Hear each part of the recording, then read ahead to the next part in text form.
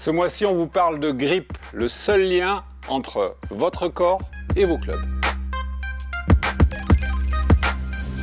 Je m'engage à poser à Adrien toutes les questions qui vous intéressent. Comment trouver la taille de grip qui me correspond? Pour déterminer la bonne taille, on regarde déjà la taille de la main totale et la taille de l'index. Ensuite, notre façon de prendre le club, en fonction si vous le prenez plus dans les doigts ou dans la paume. Et troisième élément, les trajectoires, en fonction de la hauteur et des effets latéraux. Si je n'ai pas la bonne taille de grip, est-ce qu'il y a une incidence sur mon swing? Un grip trop fin va provoquer une action de main excessive. À l'inverse, un grip trop gros va réduire l'action de main et parfois réduire la vitesse du club. On sait que beaucoup de slicers, des joueurs qui mettent les balles en effet à droite, ont des grips trop gros. Donc faites-vous conseiller par un fitter, un clubmaker ou sur des journées démo afin de choisir la bonne taille de grip pour votre swing et pour les trajectoires que vous souhaitez. Est-ce que je dois avoir la même taille de grip sur tous les clubs? Alors oui Patrice, tu as tout intérêt à avoir la même taille et le même modèle sur tout ton sac, à l'exception du putter. Ici on voit sur un sac de bons joueurs, même modèle sur tous les clubs et même taille. C'est un repère en plus qu'on donne aux joueurs, c'est des soucis en moins et on gagne en régularité en ayant tous les grips à la même taille avec le même modèle, c'est vraiment un souci en moins. Je vous conseille de faire ça sur votre sac. Quelle est la texture idéale, le meilleur toucher pour mes grips? La texture du grip est très importante, vous devez avoir un contact qui est agréable avec vos clubs. On va avoir des textures moelleuses comme celui-ci qui est un Golf Pride Tour Velvet, une accroche qui est très agréable par toutes les météos. Pour les golfeurs qui cherchent une accroche encore supérieure, on peut avoir des modèles avec de la corde ou de la demi-corde.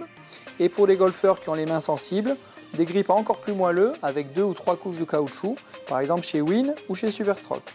J'ai un problème, je transpire affreusement des mains. Qu'est-ce que je dois faire avec mes grips? Si vous transpirez, il est important de vérifier l'état de vos grips et de se orienter plutôt sur des grips avec de la corde, donc demi-corde ou corde complète. La corde vous permet d'avoir une meilleure adhérence au niveau de la main.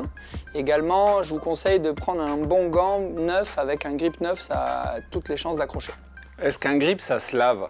Vous pouvez laver vos grips, ça permet de retrouver un petit peu ce côté collant qu'ils avaient quand ils étaient neufs. Je dirais une fois tous les 3 mois et après, quand même, pensez à les changer puisque le grip neuf accrochera toujours mieux. Adrien, tu nous parles du grip du putter? Grip du putter, élément très important de votre matériel. Le diamètre, la texture et également la forme peuvent être sélectionnés. Ici, 3 tailles différentes. Taille classique, traditionnelle. Ici, taille intermédiaire, taille mid-size. Il existe également des jumbo qui ne sont pas présents mais qui sont disponibles pour vous réduire encore l'action de main.